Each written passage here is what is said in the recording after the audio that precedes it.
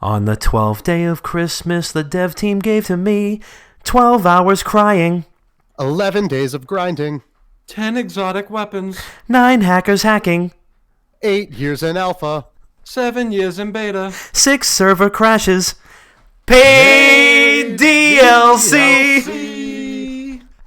4-hour queues, 3 battle passes, 2 first day patches, and some in-game currency. Yeah. Let me run this Merry back. Christmas. That Merry was Christmas, good. everybody. On the 12th day of Happy New Year. Christmas, the dev team gave to me 12 hours crying, 11 days of grinding, 10 exotic weapons, 9 hackers hacking, 8 years in alpha, 7 years in beta, 6 server crashes, paid DLC, 4-hour queues, 3 battle passes, 2 first day patches, and some and some in-game in-game currency. I think I can I think I can like shift that over just a little bit to make it a little bit more like, yeah, we can edit it in post, Steve says. I'll send it to our resident music producer, Steve. After that, I'll just like smash cut into the theme song. All right. I'm so excited for this episode. Wow, you know it's going to be great. Well, all right, so can I get the YouTube 1 million sub plaque Mondays to Wednesdays? Sure. Yeah. Okay. Yeah. Off one video. Literally. All right, here we go. Yo, it is your boy Papa Dom. How's everything going? Welcome back to Not Another Gaming Podcast. Yeah, it's your boy Papa Dom, aka Father Christmas. Hope you guys enjoyed the free little snippet preview of the first ever Not Another Gaming Podcast holiday record. We're trying to get in the holiday spirit over here. If you're watching us live on twitch.tv/wickedgoodgaming, you see the previous year Wicked Good Gaming holiday sweater, ugly sweater. Make sure you, we're going to have the new ones coming real soon. They got a couple of rounds in the chamber, and we got some ideas coming down the pipe. But first, as always, I want to make sure I introduce my lovely co-hosts. My first co-host, once saw him hit a walk-off grand slam down 3 with Mikey Thomas at the plate in backyard baseball, and I truly believe that it is the greatest sports story never told. Chris P., how are you? Hey, what's up, boys? Doing good, doing good. Nice to see you guys again. It's your boy Chris P, the tallest and the lankiest boy. And my next co-host once one-shotted a CR-19 Ancient Red Dragon. I was in the room. He was then parading around the room, blowing on a whistle on the end of his ceramic mug. I was there when it happened, and I fully intend to tell my grandkids about it. Dr. Bob, how are you? I'm doing great. You know, I love to relive that story every once in a while because, I like to soothe myself to sleep sometimes with it. Yeah. And it's beautiful. I'm doing good. Doc Bob, thank you for, that wonderful intro. And, thank you for everybody who listened to that beautiful introduction to our Christmas album. Yeah. I hope you enjoyed it. Michael Bublé who? Yeah, exactly. Yeah, no shit, right? Exactly. So we're back once again, episode 154, Not Another Gaming Podcast. Thank you guys for hanging out. And make sure, if you haven't already, make sure you go subscribe to us on twitch.tv/wickedgoodgaming. Steal your significant other's Amazon Prime, or ask them for Christmas to give you a free gift to say, hey, put this in my stocking. Boom. A subscription to Not Another Gaming Podcast. Doesn't cost them anything. But we're just going to get right into it. We got a lot of ground to cover, and your boys got Jedi Fallen Order installing on the Xbox right now, so I want to get to that. So we're just going to roll right into a little weekend recap. Damn, son, where'd you find this? Robert, how you doing? How was your weekend? What you been playing? What's new? I'm doing good. I don't remember what I did this week. Oh, I do. Friday, I went to go see Nick Kroll with a couple of buddies from home. Oh, Nice. And that was a blast. I know him as like an incredible writer and actor. Mm-hmm. And I think he's hilarious in everything he does. But I genuinely didn't expect his stand-up to be as funny as it was. So, shout out Nick Kroll. That show was actually really good. The only problem with it was he only had one opener, I believe. Or maybe we got there late, and I only had time to get one beer at the bar. No. that'll happen. Not enough time. That'll Not enough happen. time. I went to go see like a stand-up show at the Wilbur, and it was the same exact thing where I was like, it was way faster than I thought, and then next thing you know, I was like, wow, I had one drink, and Yeah. I was upset. When I went back to the bar, I saw people were also visibly upset. And I immediately knew that they weren't serving any more alcohol. Yikes. Did he do anything Big Mouth related? Did he do any impressions and whatnot? Or was it strictly like no, he like opened up. He opened up with like Big Mouth impressions. Like every single my dude. Yeah. Yeah, for like the first maybe 3 minutes, and then after that he went straight into a stand up. Love it. Dope. But yeah, dope. it was good. I've been playing a bunch of Counter-Strike. I tried playing this game called Harvester, which is like an old 1980s point and click adventure horror game. And it's so fucking confusing and so ridiculously outlandish. I had to stop playing it immediately. But yeah, that's about it. And then I pre-downloaded Star Wars Jedi Fallen Order, and I can't fucking play it until midnight, and I'll be sleeping by then. And then I have to go to fucking work tomorrow, and all I want to do is play this game. It's a damn shame, man. Work. I mean, I don't get why work's even a thing. Why money's a thing. It sucks. I just wanna sit on my ass all day and do nothing. It sucks Facts. that bills exist. Facts. I mean, I just want to get paid to play Jedi Fallen Order. Soon come. Chris, how was your weekend, dude? My weekend was great. Can't complain. A little chilly around these pots, but Yeah. I didn't really do too much. A couple drinks with the friends over the weekend. Laid low. Saturday was kind of like my blow up day. I ended up drinking mojitos. So here's something I'm going to put you guys onto. Ready? If you go to a liquor store, they have like the mixes in one of the aisles. So you get like a margarita mix, your pina colada mix, whatever you want. But they actually had a pre-mixed mojito gallon with Bacardi already in it. So You're a fucking alcoholic. No, I'm getting there. Wait till you hear what we did. So yeah, it's already pre-mixed. Like we were just gonna take it easy, and it was like 40% or whatever it was in the bottle. So we're like, all right, we have to buy another liter of Bacardi because this might not be enough. And this is for 2 people, mind you. Fast forward, I'm with two of my buddies. A gallon of mojito. Yes. Bad hangover, but fast forward into that night. There's 2 of us drinking it. And we ended up probably having a half dozen mojitos each, and then went to my family's house, which are like 40-year-old people there. And my friends pulled it together super well. So I was like, all right, like props to you guys. It was actually mad fun, but it kind of went for a different turn on the night. I enjoyed it. It was great. As for what I've been playing, I'm still playing the campaign on Call of Duty. I've been slowing down a little bit on it. I haven't really had much time lately, but I'm hoping to finish it this weekend. So far, it's been great. Like I said last week. Dom, how was your weekend? What are you playing? Pretty good. Celebrated my 29th birthday, so real happy about that. Great time. Had a whole lot of folks come out and just really, did the damn thing. Just made it count. I saw my wife more hungover than she's ever been in her entire adult life, which was incredible. Tragic, but incredible. I was basically just trying to like comfort her from afar. I was just like, "Yep, you'll be all right. Like, You got that, babe? just stay over there." So yeah, it was. She was a sight to see in the morning, but I woke up feeling like fresh daisies, and we were hitting the sauce pretty hard. So How the turntables? yeah, exactly. So I'm looking forward to my birthday weekend DLC, which is this weekend. So I'm gonna go out again and just tell people it's my birthday today. So, but yeah, other than that. Did a lot of good stuff last weekend. I've been playing a whole lot of Outer Worlds. I'm like fully like elbow deep into that game. I've been trying to finish up Gears 5 too, but like the middle section of the campaign really fucking drags ass.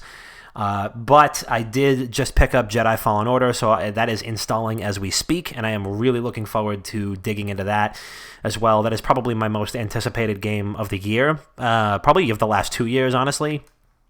I've done my best to like not watch any trailers. I watched like the first teaser and then the first big trailer, and that was it. I haven't paid attention to any info about the game's systems. I don't know. I truly don't know like how the level to level gameplay works or the progression system or anything. I'm going in like almost totally blind. So I just know the. Can I just tell you like the basic layout of the game? I have like a pretty good idea, but go ahead. So it's like from everything that I've read and heard, it's supposed to be like 2017's God of War. Yeah. Where it's like not super open world, but there's like a main hub and you can branch off into different locations as you go. Mm-hmm. And it's like a Metroidvania where when you go, you'll find like new powers, new upgrades, new weapons or abilities and shit like that. And then you'll backtrack to the previous locations you went to, and you can access different areas and new areas in those previous locations with the upgraded abilities. And to top it all fucking off, tell me that's not the perfect fucking cake batter mix. And you put it in the fucking oven, right? And you take it out, and then guess what they fucking cover it with frosting? Guess what kind of frosting they cover it with? Tell me. Funfetti? Tell me. Dark Souls Combat. For me, give me that fucking cake. Cut that shit up. Never mind, don't cut it up. I want the whole thing.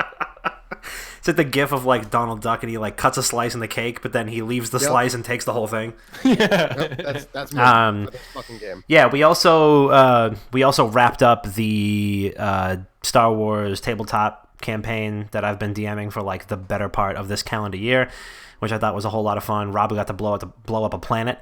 Blew up a planet. Blew up a fucking planet, and so I promise is made, promise is kept.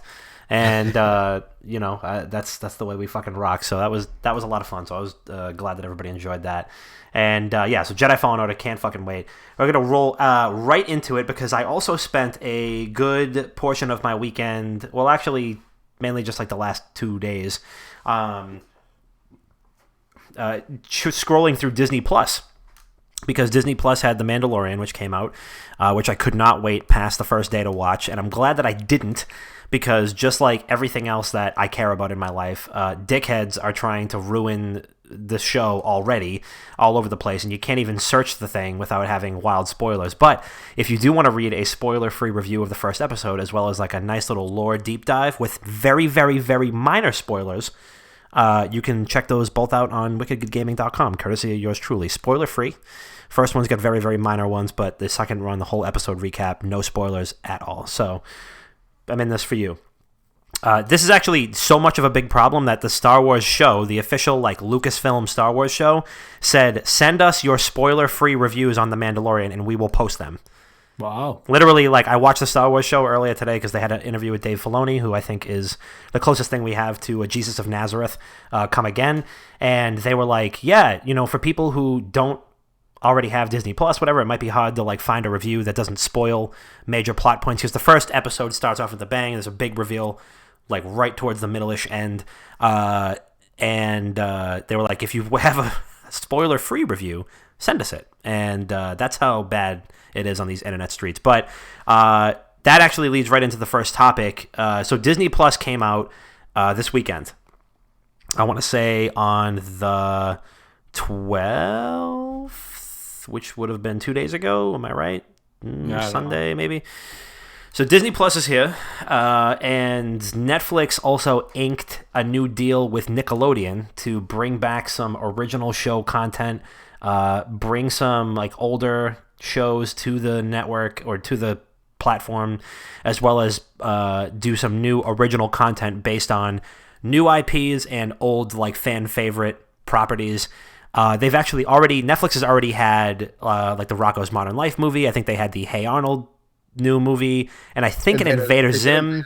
Yeah, Invader Zim as well. Yeah, so they've already had 3 huge Nickelodeon properties come to the platform, and now they're making it formal and they're setting up a big deal. So this has sparked this huge discussion for the past week about cable cutting and like how there's a billion streaming services. I mean, we've talked about this before, but at this point, like, there's a meme that's like or like a tweet that's floating around that has a list of like 15 different streaming services, and it adds up to like $95 a month. Granted, you don't need all of them. You probably need like 5 maybe.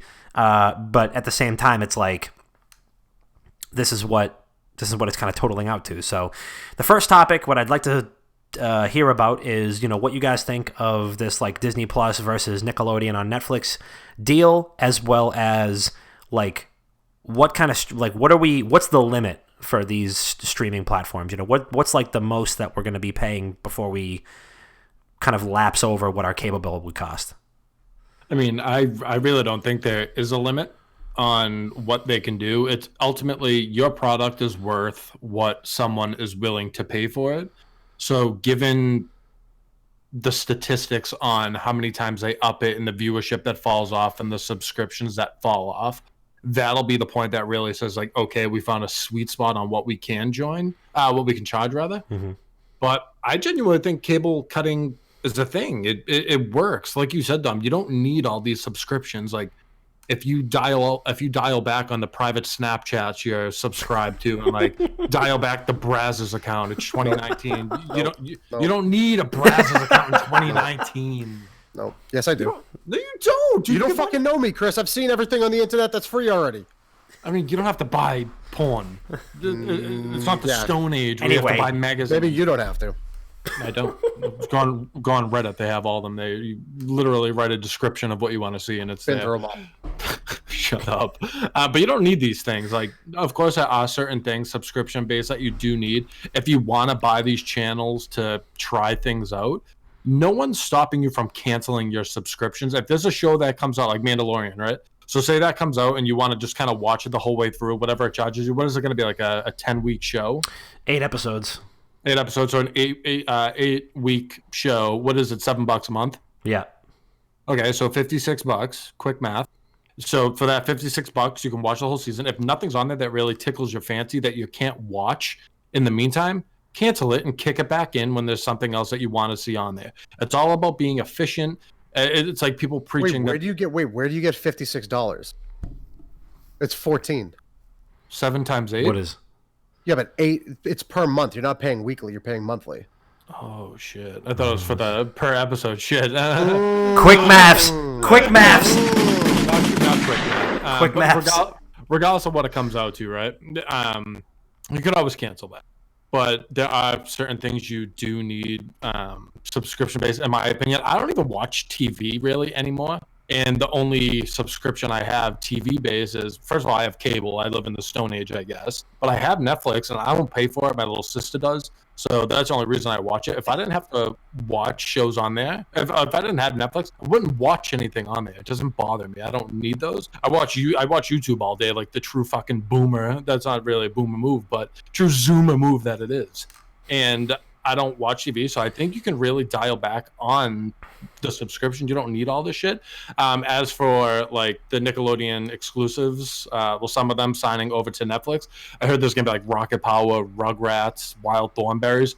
I'm in. Like, if I didn't have a subscription, I would sign up just to watch those through and just kind of give myself a blast from the past. But with that being said, Disney Plus has a lot of good shit. I get that. A lot of people are preaching for it. For $7 a month, you can't go wrong. You could fucking find that $7 under your couch every month if you really wanted to. You know what I've been seeing on Facebook every day since it released?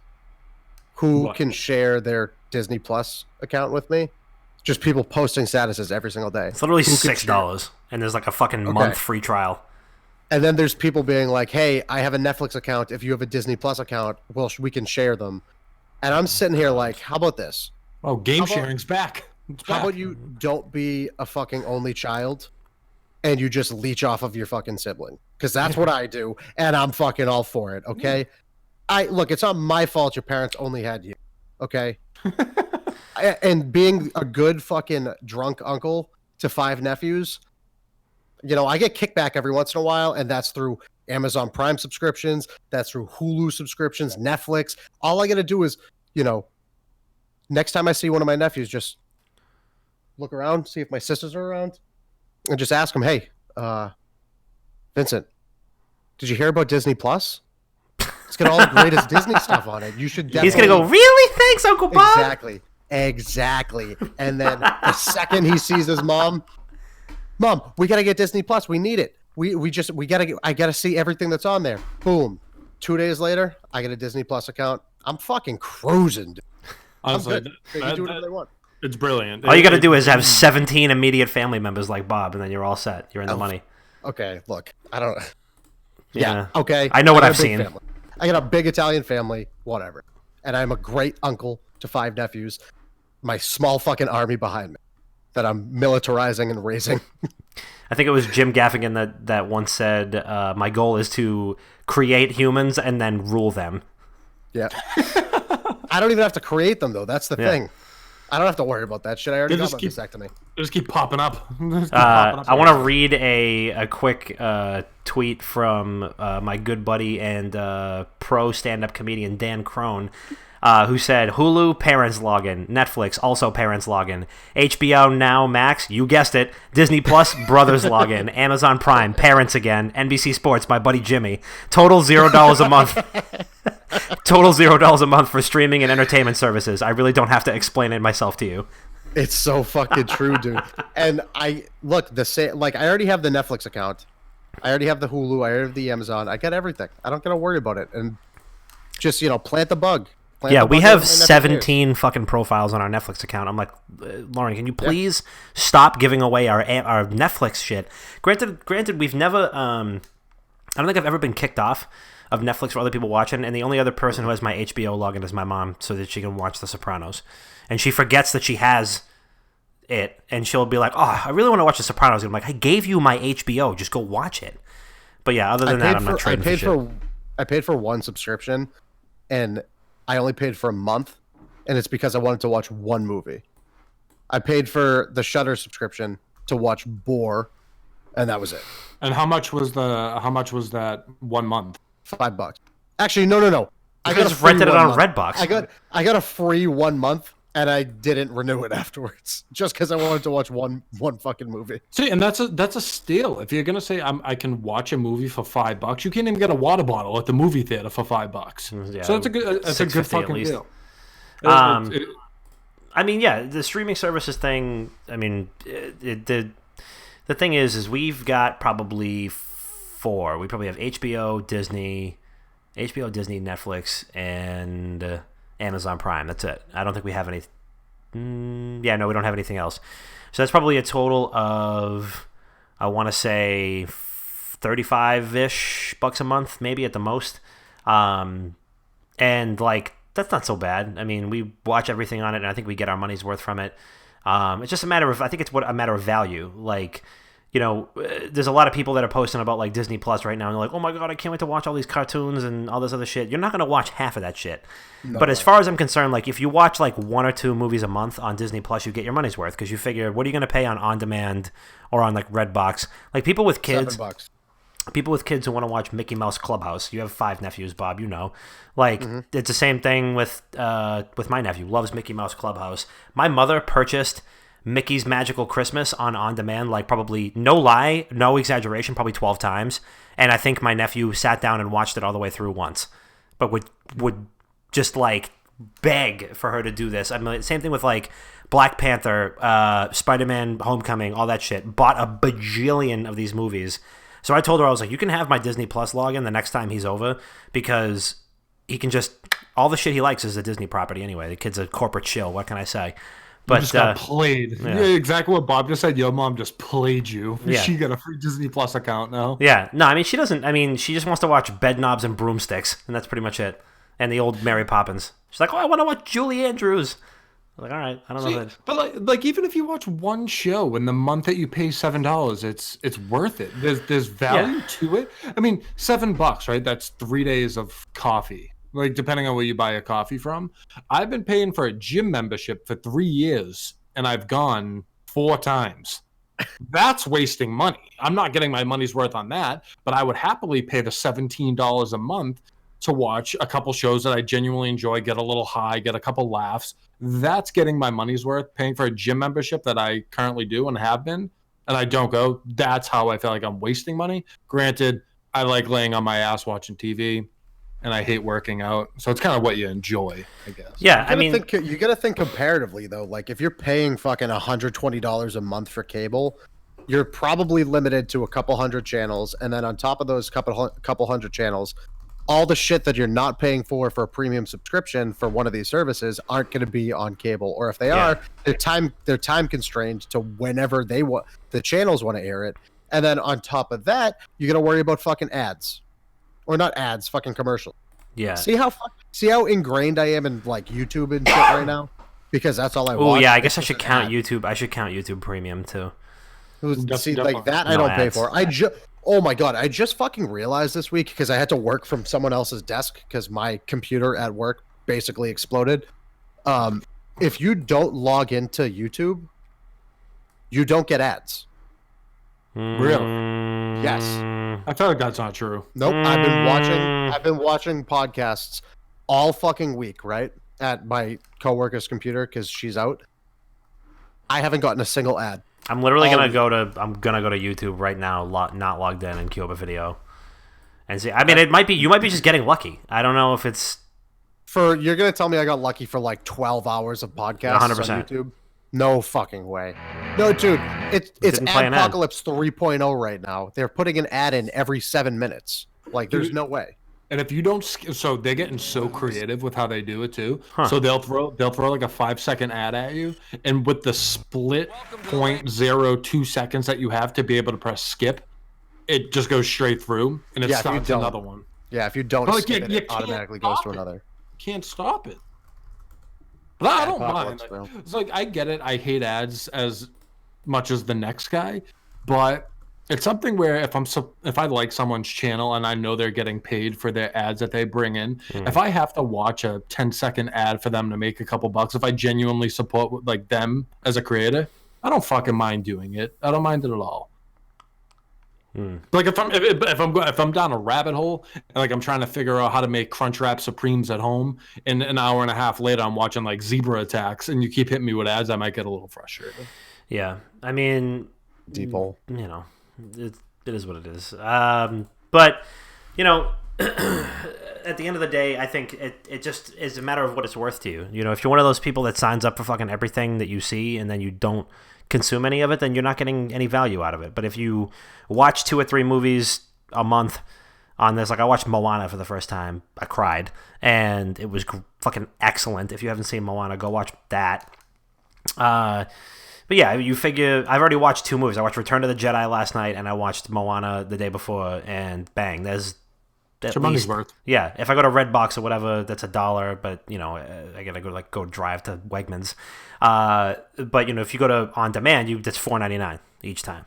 So as far as I'm concerned, that's me justifying it. In reality, maybe I'm just wasting money and trying to like rationalize my own compulsive spending habits. But hey, you know, it's all right. People have rationalized.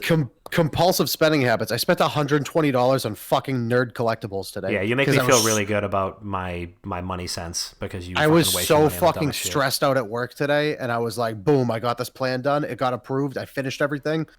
I need to come down a notch. I'm going to buy a Ghostbusters replica adult-sized proton pack. That's a waste of money. Yeah, That's you not don't waste need- of money. Yes, it is. What if I want to, you know, cosplay someday as a When are you Ghostbuster? When are you gonna cosplay again as a Ghostbuster? Whenever my proton pack comes in. You're a fucking idiot. And I got my Digimon War Greymon collectible. I mean, You know, That's can't an go wrong with appreciating. that. That's an appreciating asset. Yeah. I beg to differ. Well, we can agree to disagree then. We're gonna have to. And speaking of ads, stay tuned, guys. We're about to run an ad. Yeah. Are Brought we? to you by Dick's Sporting Goods. No, fuck that. Can we actually manually run ads? Yeah, we're not doing that. I don't know. Wait, how you can to- do that? Yeah, think affiliates so. can run ads now. Oh wait, hold on a second. Let me No. just. I just want to see. No, I just want to see. Wait, how do I do it? How do you do it? I'm not going to do it, but how do you do it? You have to run 100 ads in 1 hour to make $1. It's useless. Oh my god. Yeah, that sounds great. Gotta have 2 fucking nickels to rub together. I'm not gonna be able to afford a fucking pot to piss in or a window to throw it out of at that fucking rate. Jesus Christ. I have to cancel my Disney Plus subscription. Just cancel my Disney Plus, Mom. I'm not running enough ads on Twitch. Oh my Christ. Well, moving right along, because we've been talking about Disney Plus for a half an hour. So we talked about this in the podcast like a couple months ago, but the Sonic the Hedgehog movie, the Sonic's design, to put it frankly, sucked. And It's terrifying. It was very jarring, very emotionally traumatizing, and I've never seen a cascade of internet anger and confusion and just overall revulsion. There's your vocabulary word for the day, about something as I did with this Sonic character design. So basically, Paramount and Sega got hammered with feedback from fans saying, this is not right, you gotta fix it, because this looks like dog shit. Long story short, 1, 2, skip a few. This past week, Paramount and Sega released the brand new trailer for the Sonic the Hedgehog movie with Sonic's new design. So Sonic's new design is here, as well as a whole new trailer that's just like a smooth, like 2.5 minutes long. And I loved it. Gonna be honest with you, loved it. Too. The design looks fucking great. It just looks like a more furry, realistic version of the way he looks in all the 3D games, which is exactly what they did with Detective Pikachu. They had the same exact 3D models, but they just made them like scaly or hairy or whatever. They didn't do anything to it. It just make them furry or something. Make them look like realistic. You know what I mean? So it looks great. My question is that now that the internet has reversed its rage and that people are like, oh my god, this looks great, this is so much better, thank you Sega, thank you Paramount for fixing it, will this on its own be enough to ensure the film's success? Yes. Yeah, I'm gonna let Bob take that. I know he has some good thoughts on the whole thing. I mean, like this is like that fucking you know those scenes in all those 90s rom-com, like high school rom-com movies where like the ugly girl with glasses doesn't have a date to prom and then they're like, oh, hold on Janice, we're gonna give you a makeover before prom night. And then they take her upstairs and literally all they do is they take off her glasses and let her hair down. And they're like, wow Janice, you're fucking beautiful. That's what they did to Sonic redesign, where it's like, hey, we're going to give you the most disgusting, disturbing creature we possibly can for the movie we want to release and we want to promote and sell to you guys. Never mind, let's backtrack a little bit. We're going to make this gorgeous and we're going to want everybody to want to watch this. Look, I called this when I first brought this up. What was it, like 3 months ago or whatever? I think it's a 5D chess move that they had both designs already prepared and ready. They had both of these trailers already set, and they were like, you know what, fuck it. We're in the culture right now where it doesn't matter what we release, whatever we release first, they're gonna be upset with anyway. Like if they released this one now, I still think people would be upset. They'd be like, oh, it doesn't look enough like Sonic. Yeah. So let's give them the subpar version first, the fucking creepy human-like one that's somehow 7 feet, like it's like what, 6 feet tall in the first trailer. Huge. So let's give them the ugly one first. Get the outrage, get the backlash. Yep. We're gonna go quiet for a couple of months. We're gonna work on a redesign. We're gonna push the release date back. 5D chess. All of this is planned out. They're just sitting there in their offices the whole time, twiddling their fucking thumbs. Huh? Good thing we got this shit done years ago. And then they just released it. They released the new. So trailer. you think they had both designs done the whole time, and they just went 100%, fucking 100%. Because when you got to think about like how these things get created initially, how these ideas even come up, they have to have an illustrator come to them with like hand-drawn designs of what it is they expect. Right. And I guarantee you there was at least 15 designs on there. And the new one that we have now, the best one, was probably circled and highlighted. And then there was the fucking human one. And some fucking CEO, someone high up in marketing or whatever the fuck, was probably like, you know what? People are going to relate more to a human-like Sonic. So let's just start with that one. And then everybody else was like, you know what? We're going to do both just to be safe. I think this is a 5D chess move. I think this is the most brilliant marketing move any fucking company's ever had. And I pray that everybody that bitched about it to start goes to see it to support their change, even though I think they duped every single one of them. Yeah. So I don't think they had. So of course, great points, Bob. But I don't think they had both of them already designed. What I do think is the first design that looked more like a furry than Sonic. They knew it sucked. They knew it sucked, and that's why. Let me get technical on you for a second. And after this, whoever's listening, go back and watch the first trailer, because in the first trailer, there's a lot of scenes in the first trailer that Sonic and an actor are not in the same frame. And even when Sonic and an actor are in the same frame, they have a good amount of space in between them that you'd be able to cut it and place in the new Sonic, the new updated Sonic. And not for nothing, when you're doing that, it's not that intensive for the person that already has like an idea of what they have to change to be able to just cut and put it in. They don't have to refilm a lot of them. Just like the Dr. Robotnik scenes, there's no Sonic in it whatsoever, so they don't have to reshoot those scenes. Yeah. I think that's the magic of CGI, Chris. Exactly, but at the same time, when there's an actor in it and the CGI Sonic, and something passes through the CGI Sonic, or like something moves in the background that's in frame, you'd have to shoot that whole thing over with the new Sonic. And in the first trailer, there's nothing that would make them have to literally reshoot things. They would just have to place in the new render of the new Sonic. All that people do is design a new Sonic, put it in all the scenes, and press render, wait a little bit, and there you go. Your scenes are fucking fixed. So what you're saying is I was right.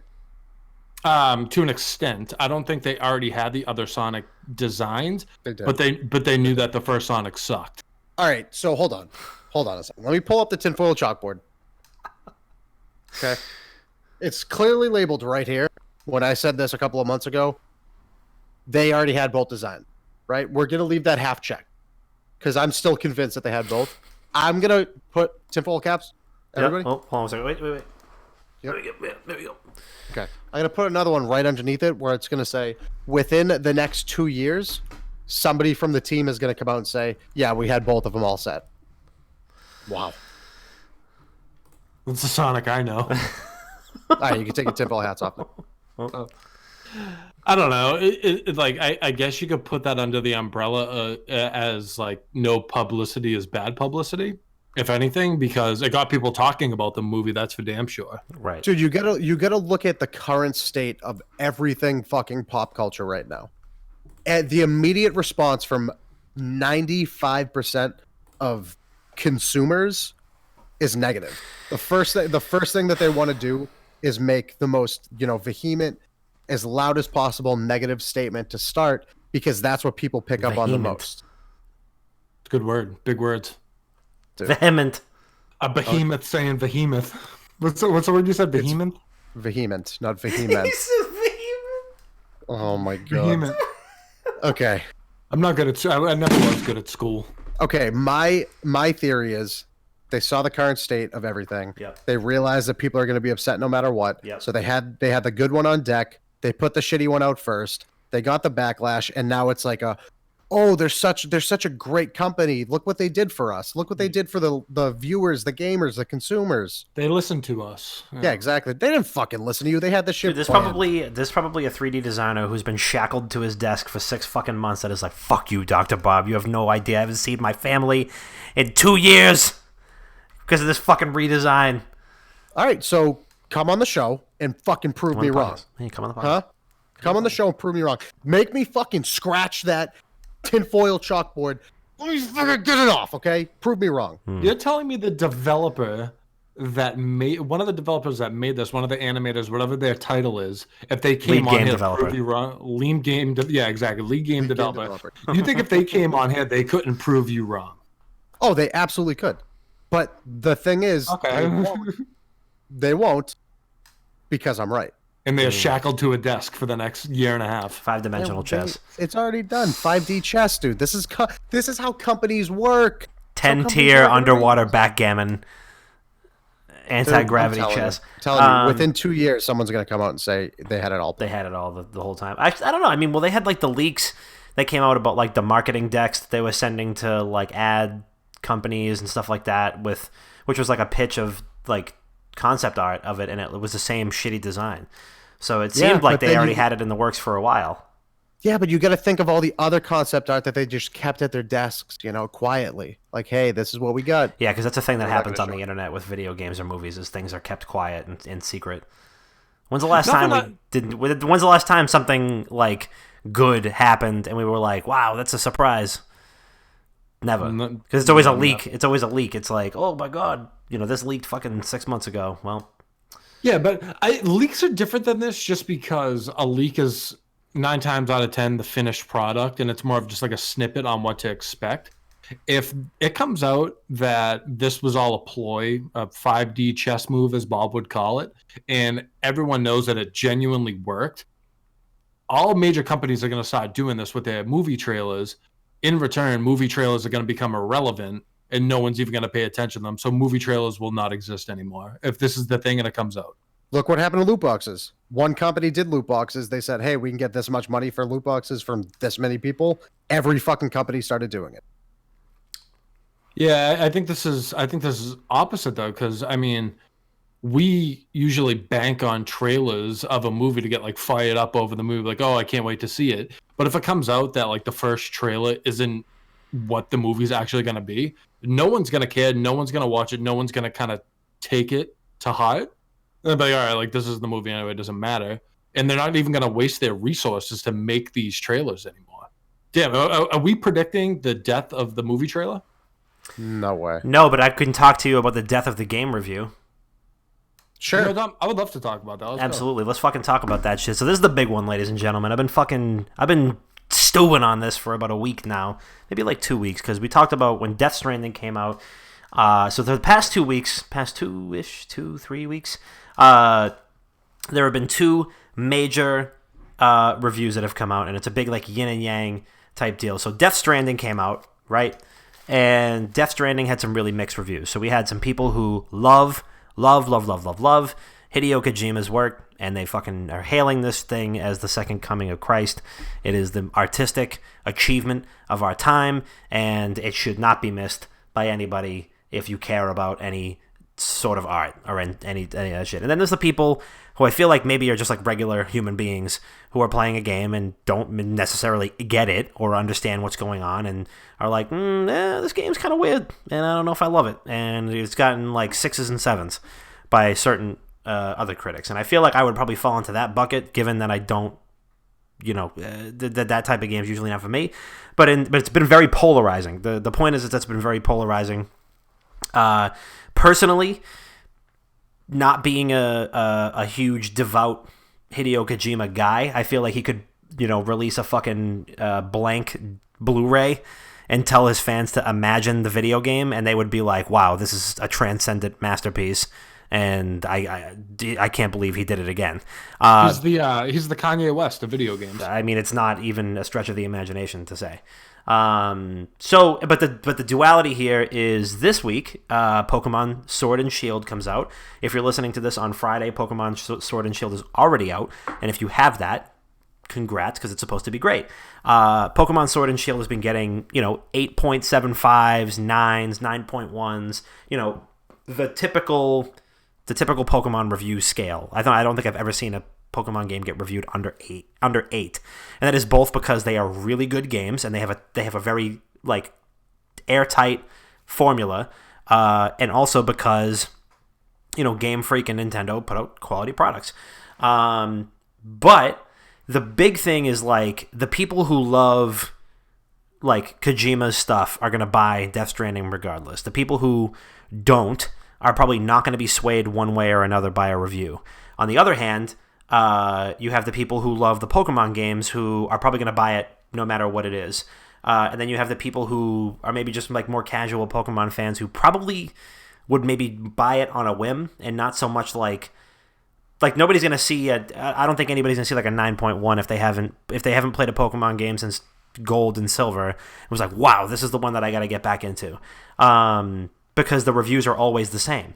Same thing with Call of Duty, where it's like every Call of Duty game is going to get an 8.5 or a 9 because, granted, it's a mostly airtight formula. The campaigns are always really good, very cinematic, and have very high production values. And regardless of how you perceive the game's formula to work, it still is it's a great recipe that doesn't really need to change much. So the essence of what I'm saying here and what I'm asking here is are game reviews really swaying people's opinions one way or the other in 2019? When you have so you have your journalistic websites, you have your social media, you have your streamers. Reviews seem like they're kind of out there in the ether, and I feel like I see more people complaining about or arguing with reviews than I do see people saying, like, this review sold me on a game. It's more people arguing why the reviewer is wrong or misguided or biased or sold or whatever than saying, wow, thanks so much for writing that review. I can't wait to buy this game now. So do game reviews like matter in 2019? I mean, I can speak for myself. No. I've never had reviews keep me from buying a game. Same reason why when you're a kid and someone says, hey, don't touch the stovetop, it's hot. What's the first thing you do? You have to see if they're telling the truth. So you touch the stovetop. Do you learn from it? Maybe sometimes, maybe not, but whatever.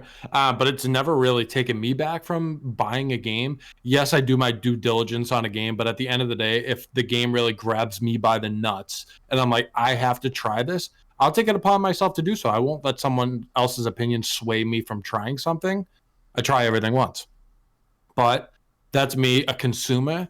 At the end of the day, video game reviews do matter to developers, yes. They live and die by Metacritic scores. That's where they really thrive. That's what they need. Hold on. I don't know if that's entirely true because there are plenty of games that don't get great Metacritic scores, but still sell very well. Like Days Gone didn't get a great overall review, but the game was like one of the highest selling PlayStation 4 games this generation. So it's not like the end all be all. So let me retract a little bit. It's not the end all be all. Of course, there's different metrics to determine how successful a game was. But at the surface, all these people can see is what it was rated. Unless you try it, watch it, do your own research on the game, all you see is what it's rated. And if that trickles down to people sitting behind a desk that are developing these games, the people above them, that's all they're seeing. Like I said, of course, there's different metrics, how much you've sold, what have you. But at the end of the day, to me, video game reviews, it's tough to get a grasp on because of the lack of real reviews, in my opinion. Like, it's different if it's an established journalist, a good writer, actually putting a good piece of content out about a game. But at the end of the day, it's a bunch of neckbeards that are just like trying to rip a game apart that they didn't even try yet. And I fucking hate that. And that does probably sway some people. Would it sway me? No. Would it make me reconsider? Maybe a little bit. But reviews have never stopped me from buying a game. Probably never will. But I see how it can for people. So I think of the year 2019, do your own research. There's other ways besides just checking reviews on a game to see if it's good or not. I mean, look at the uptick in streaming, right? When you want to see a game, I'll speak for myself again. When I want to see how a game plays, how someone thinks about it, I go to someone's stream that isn't getting paid to play the game, and I see how they react to it. I see how they talk about it, because to me, that's an actual person playing the game instead of someone that you don't even know if they played it, and they're just putting in a shitty review because they don't respect something that the developer's doing or the company's doing. Yeah, I agree with like 90% of what you just said. I think like there is a weird line in journalism right now where there's a lot of outside sources influencing people's opinions on stuff, whether it be for better or for worse. You know, a lot of people take politics into what they want in gaming, when gaming in reality is a form of escapism for people like us. Like I don't want to I work 5 days a week, 40 hours a week. You know, I want to do something that doesn't require me to be thinking about everything else that's going on in the world around me. And that's just me. I don't want to deal with politics. If I enjoy a game, I'll tell you that I enjoy the game, or I'll write a review reviewing the game. I think that there's always going to be a place for like journalistic reviews, and at that point you have to, again, like Chris was saying, you got to do your research on the integrity of the companies behind these reviews. You have to do, you know, research on the integrity of the reviewer itself, because like Chris said, they might not even fucking play the game, or they might have played half of the game. Like, there's been plenty of scenarios with some of the biggest fucking media corporations currently in gaming where people have called them out like, hey, you only played half of this game. Your review only covers the first half of the game. There's an entire second half. So everything you didn't talk about and everything you wrote negatively about, you missed, and that's your fault. Yeah. So, of course, that could persuade, you know, some people to not buy a game. However, I think at the end of the day, numbers don't mean as much nowadays because everybody has so much access to it. Like if you, again, you could just go on Twitch and watch a personality that you enjoy and you know, resonate with, play it. And if they enjoy it, you could, you know, make the connection. Maybe I'll enjoy this too. So I think there's always going to be a place for reviews. I think in general, I think there needs to be more journalistic integrity throughout all of media. Agreed. And it's kind of sickening that it's so disgusting as of right now. But it's escapism. Let people enjoy it. If you don't want, the last thing you should do is ever read the comments of anything. Oh yeah. Don't read the fucking comments because people are just going to roll in there and just speak negatively immediately. Like I was saying before, the first reaction people want is negativity. That's the first thing they're going to put out. The people that enjoy the game aren't as vocal. They're not going to come out and be like, oh, I love this game. I love your review. 9 out of 10 times it's going to be people, let me use the V word again, vehemently detesting the game. So, Yeah. like Chris said, like Chris said, do the research. Do your own research. Mhm. If you want, go through different reviews, read the whole reviews. Don't look at the fucking comment section, and don't even take the number into account. Check out people on YouTube that are playing it, and check out streamers because they always have a good grounded sense of what it is. Unless it's a paid advertisement by that streamer, then don't. Okay, then don't do. Exactly. And I mean, that's just like the shitty part of humans. They're so much quicker to point out the bad in something than the good. And it's been like that since the beginning of time. A person would be quicker to complain than tell you did a great job. If you're a cook, you're a server, whatever you do for a living, I guarantee the amount of compliments compared to what you get as like critique and just disrespect at the end of the day, it outweighs the praise that you get tenfold. And with a lot of business practices and consumer mindset, people a lot of the time base their purchases off of reviews. And it just like you said about the comments, it takes away a person's voice to an extent. They don't have the ability to kind of critique it on their own because they already have people chirping in their ear telling them what they should think of the game, which sucks because if you don't have integrity of a person, you can give into that easily. And regardless of like, if you really want to try a game and you end up trying it, say you do, but all you remember is the comments under a video saying worst game I've ever seen, worst game in the past 5 years, this game stinks, this developer's a fucking loser, like whatever it is, all the negative thoughts are going to stick in your head and you won't remember the one comment saying like, hey guys, I genuinely enjoyed this game, this was phenomenal, and they get ripped apart by a couple Twitter eggs.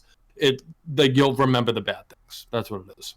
Yeah, I mean, I think for me, honestly, because I feel like we were kind of on and off of the intended question here. I think, like, for me, the moral of the story here is, like, I think more than likely everybody's got, like, one website or, you know, person that they'll look for to see, like, if they reviewed a game. I know I have a person, you know, and usually if they review the game and they say it's good, I can align with that person's tastes. You know, I know that they like the same games that I do. I know what they respond to. I know what they don't like. And that's what makes them trustworthy to me. We have similar, and this is just like anything else. You know, you could say, you know, you could take everything that Martin Scorsese says is law because he's made some of the greatest films in the history of modern cinema. And you could also, but you also might miss out on another piece of perspective because he hates comic book movies. You know, it's one of those things that, for me, like, reviews matter, but I would say that anything around the, like, review does not. Like, the reviewer and the review is all that matters. The comments don't fucking matter, for sure. I mean, commenting and tweeting and responses and shit like that, like, responses and reactions to things are the worst part of pretty much anything on the internet today. And, you know, you could click on any given review and then the first 15 comments underneath it is like, wow, this is fucking trash. I can't believe that you would, like, give it such a high score. Or, wow, I can't believe you gave this such a low score. You're so fucking blind. I can't believe it. You only give this game a high score and then you give this one a low one. It's because everything has to be all or nothing on the internet. It's like, It's like going to a charity fundraiser for blind people, and you barge in the door and you go, "What about deaf people? You guys don't care about deaf people?" And it's exactly it's fucking crazy because everybody has different tastes. Yes, and I think people companies should have people who are interested in playing these games. Yes, that are interested in the type of game that is being released that they're going to review. Because why? Like, if not, I've brought this up 100 times before. You should never have somebody who hates first-person shooters reviewing a first-person shooter. Yes, and that's the thing is that you should have a genre guy for each one. Like you have your, just like with regular sports reporting, you have your hockey analysts, your golf analysts, your fucking whatever. You're not going to have your golf guy go down on the ice at a hockey game. Maybe you do have those transcendent reporters. Like Joe Buck does a number of different sports, but he's a very knowledgeable guy. I mean, some people hate him, but it's just not everybody's like that. Not everybody's qualified to talk about the same thing, and that's why I think it's really important to find one or two reviewers that you really like and that you really identify with. Brian Shea, friend of the program, over at Game Informer, him and I have very similar tastes in video games. He fucking loves the Mass Effect series. So do I. We've had several in-depth conversations about it. So chances are, if I see him review an action RPG and he loves it, I'm probably going to like it because I know he likes a lot of the same action RPGs that I do. We talked to Bricky. Bricky loves Titanfall 2. If he says to me, hey, there's this new cinematic first-person shooter or whatever that you probably haven't heard of, or he plays it on stream or something, I'm going to buy that game because I know that he responds to the same stuff that I respond to. He's not a reviewer, but he streams content. It's a great example of which journalists to trust and which streamers to trust. Find the people that speak your language. And the internet is a big enough place where you can probably find somebody who has opinions that are pretty close to yours. There's about 8 billion candidates running for president right now, next year. And chances are you probably got one person that aligns more with your beliefs than anybody else. Granted, you don't have to take everything they say as law. They might do something that you don't like or review a game that you don't agree with or whatever, but that's as close as you're going to get. So for me, I think reviews in 2019 still do have a place, but you can't, from me anyway, I would say your top three sites for reviews are not going to be the best for people who are really trying to make an informed decision. If you like IGN's reviews, by all means, go ahead. They're too big. IGN is one of those situations where they're too big to fail, but they're also too big to have any sort of real I don't want to boots on the ground connection. Yeah, I mean, they probably don't have they're going to give you a broad overview of what the game is. They're going to give you a very general, light touch review on it. And, they're going to give you a surface level, 30,000 foot view of what the game is, and that's the majority of it. I mean, even so Game Informer will break down graphics, sound, technical performance, this, that, and the third, loves and hates, and then give it a score. Personally, I think anything with a number score, for me anyway, I don't read as much into it. I love the loves and hates at the end. Not a huge fan of a number score. Ooh, this thing got a 7. What does a 7 even really mean? Because a 7 on IGN is a whole lot. Something gets a 7 on IGN. I think Days Gone got a 6.5 on IGN, and people acted like they were fucking crucifying this game. But if it gets a 6 on give me something else. I mean, a 6 on Game Informer, I feel like they're a little bit more lenient. And it was a while ago where I thought that Game Informer would just have a standard 1 point lower than IGN had because they would have a different scale. I think that their 6s are a lot less harsh than IGN's 6s are. But anyway, it's all subjective. Everything's subjective. That's anyway, the point of the story is that reviews in 2019 don't matter. Reviewers do. Find a streamer you identify with. Find a journalist that you like, that aligns with your tastes, and do some research because that can benefit and help you make informed decisions.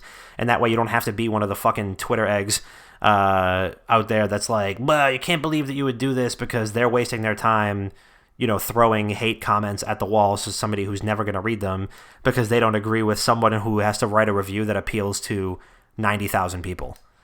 That review doesn't just have to appeal to action RPG fans. It has to appeal to anybody who clicks on IGN.com.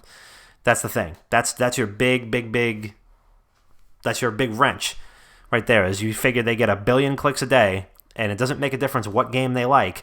They have to make this general enough that somebody who just bought an Xbox for their kid, or just bought a PS4 for the first time, or just built their own PC is going to click on the website, have no prior knowledge of the game, and just be able to digest it. So that's why those things are always so broad, and that's why those scores are so, like, middling, you know? Yeah. Very good point. Very good point. I definitely agree with what you said. Like, the whole number scale, everyone's numbers are different. Everyone kind of base their score on a completely different scale. But having a section that's like love, hate, okay, that's what this person loved, that's what this person hates.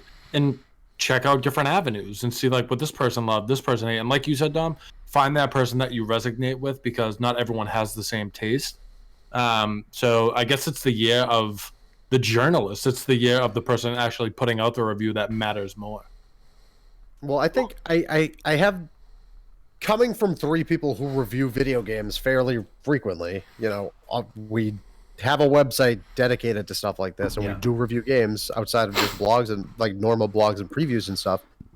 Like I've done this so many times in reviews where even if you don't particularly resonate with the game, you have to be open-minded enough to know that there is a group of gamers out there that may enjoy this type of game.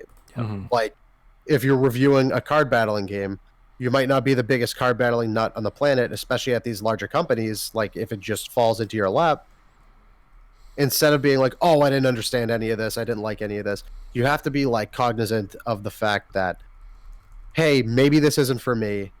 I can understand why it would be for other people, and like touch upon that. Like, I touch upon that in some of my reviews all the time, where it's like, I don't understand why they're doing this, but I understand why people who do enjoy this would enjoy this. Yeah, and we have our lanes too, you know what I mean? But like, of course, it's 3 of us doing everything we do. But like, I wouldn't review a card game and literally like just act like I know everything by the books. I would preface the whole thing by saying like, I'm not big into card games, but as someone who plays every here and there, these are my impressions.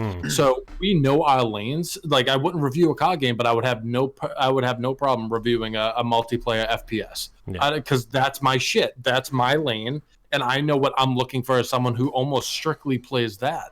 And that's where also what Dom said comes into play with these sports stations, how they have a designated hockey guy, designated basketball guy. When you have one person that like lives, breathes, dies by a certain genre, they know it and they're going to be able to portray that better. But even if you don't, you also have to have the cognizance to be like, this really isn't my cup of tea, but this is my impression as someone who doesn't normally play games like this. So I had a conversation with Chuck. I think it was like a month ago. He was doing it was either a preview or a review for an upcoming product or game. I can't remember what it was, but he asked me as our editor-in-chief to take a look at it. So I did, and then I gave him a couple of hints and a couple of tips, and I was like, hey, this is what I do personally. The first paragraph of everything that I, try to write, or at least a couple sentences in anything I try to write, I try to make the connection between me, whatever the game or product is, and try to open that connection to the reader. Yeah. So, make it so people connect with you as the writer, so they understand where you're coming from. And if they, like Dom was saying, if they share those similar views, they're going to know like, okay, we're on the same wavelength. This is something that I want to, continue to read. Yeah. And so this is someone I can go to exactly if I need for further insight on things. Yeah. I mean, scale wise, there's 3 of us and we have a couple of volunteers that chip in once in a while. So it's a lot easier for us to connect with our readers and our viewers on what it is that we appreciate, what it is that we're looking for in games, what type of games we want to play, and what they're looking for and what they appreciate and what they want to play. So there's 3 of us, or a small handful of us. When it comes to the larger companies, there's just too many. What is it? Too many fucking cooks in the kitchen. There's just too much going on. Too many people reading. It's tough to make that connection. But I think we do a good job of making that connection.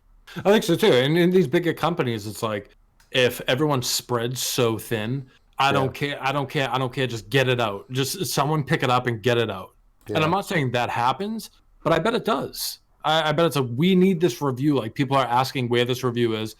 Dom, here, take the review on the new Call of Duty multiplayer. Just get it out. Yeah.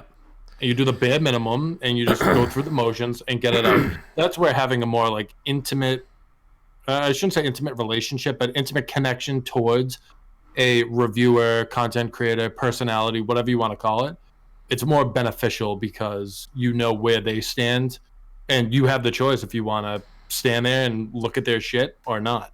Yeah. But with these companies that literally don't give you an option, they just jam it down your throat. All right, this is what we're giving you from this person. Take it. Yeah, I think in general, like, the more like we had said before, the moral of the story is like chances are you can probably find a reviewer who identifies with or who aligns with and responds to shit that you like, and you should follow them. The reviews don't matter; the reviewers do.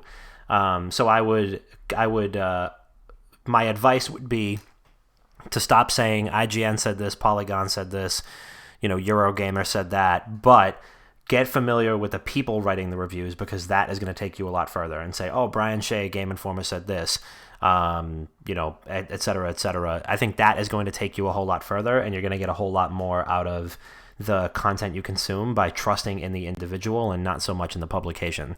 Because at this point, every publication is getting so big right now, and like you guys were saying, those opinions get muddled, and they don't mean anything at the end of the day, because they have to be too broad and too generalized. But if you know what a certain journalist likes, then you can actually get a little bit more of a consistent stream of thought, and hopefully maybe even find some games that you otherwise may not have played, because you know that they like that shit too. So and if you're a fucking journalist, make the connection to the reader. Yeah, it's important. Enough with the cookie cutter bullshit. Make the connection. Absolutely. I fucking agree. And with that, folks, I think it's time to land the train. So, I, for one, am really excited to go play Jedi Fallen Order. But a really quick plug and a really quick shout out. Just like we talked about last week, and if you're watching us live on twitch.tv/wickedgoodgaming, as you can see, this mustache is coming in real crispy and real delightful. That is because it's Movember, and Movember is a fantastic charity, and every single year they challenge men around the world to grow out mustaches, and when people ask you, hey, what's up with the mustache? You use that as an opportunity to strike up a conversation and tell them about some not so exciting facts about how, men's cancers and, men's mental health and mental health issues are really difficult to detect early, because oftentimes men are not the best at talking about it. So it's a great way to start up a conversation and a great way to support a cause that is truly worth fighting for. Men all over the world are dying too young. Men's mental health and suicide prevention is a serious crusade that is being fought right now, and it's a big issue. 6 out of 10 people who commit suicide are men. That happens almost once every 60 seconds. And it's one of those things that a lot of times people who don't feel like they have anywhere to go, don't feel like they have anybody to talk to, or don't have a shoulder to lean on if they need it. And then that also applies for early detection for other health problems, because, my own fucking dad is like, I'm not going to the doctor. I'll just fix my broken hand by sitting on it or some shit. So, don't be a jerk. Go get yourself checked out. Talk to somebody if you need to. And listen, your internet dads are always here too, so feel free to use us as a sounding board. But Movember is a phenomenal charity. We happen to be raising money just like we have done for the last couple of years. I just put my link in the chat right there. If you feel like donating to a great cause, every single cent goes to men's cancer prevention and mental health programs. It's an absolutely amazing cause. I'm about just over a quarter of the way to my goal already this month. And again, every little bit helps. So great cause. It's a awesome charity. And if you see somebody else with a mustache, strike up a conversation, because chances are they're probably doing the same thing. Nice. Bob, what do you got? I want to give a shout out to any record label that heard our opening song, you know how to contact us. We're right here. We're ready.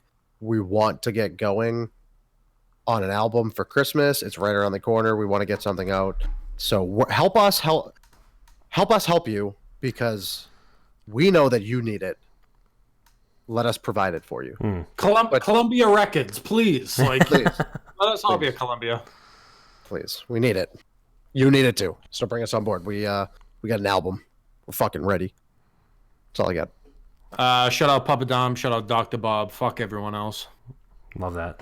Thank you. Love that. Make sure if you're listening to this, I mean, well, you know, everybody except for our loyal listeners and subscribers, obviously. But yeah, if you're listening to this, you're probably listening to us on one of many Spotify.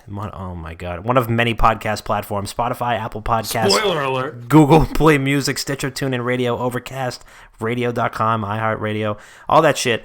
And if you aren't listening to us, if you're not listening to us, if we're not on your favorite podcast platform, if you're listening to us on Spotify and you're like, man, I don't want to fucking listen to this. I want to listen to this on the Farmers Only Radio Network or whatever. Send it to us, and I will get it there within a week. I've said this before. If we're not on a network that you listen to, then we will get that rectified. Do not be afraid to tell me. Say, Dom, get this shit on, you know, this like little piece of cheese with an FM radio attached to it, and I will fucking do that so that you can listen to the #1 video game podcast on the internet. And listen, if you're not watching us live, the live show is fucking great. You get to see the ugly Christmas sweaters, you get to see the mustaches, you get to see your 3 internet dads. We like spending time with you, and we want to see you. We don't want to just talk to you. Well, we do want to talk to you, but we want to see you in person too. You know what I mean? So spend some time with us. Go to twitch.tv/wickedgoodgaming. You can steal your girlfriend's Amazon Prime or your significant other's Amazon Prime. Steal it because it's free. You're not technically, it's not even stealing because it's free, right? Mm-hmm. Steal you stole a balloon on Free Balloon Day. That's exactly the way it works. They're banned in Massachusetts. Oh, yeah. Well, don't do that in Massachusetts because you will get locked up. You'll get arrested. But you won't get arrested for subscribing to us on twitch.tv/wickedgoodgaming, and it's free. You won't get arrested, and you won't get charged. You won't get charged with a crime, and you won't get charged money. So, listen. Make sure you go do that. Check us out on all your favorite podcast platforms. This has been episode 154 of Not Another Gaming Podcast. We love you so much, and we will see you next week.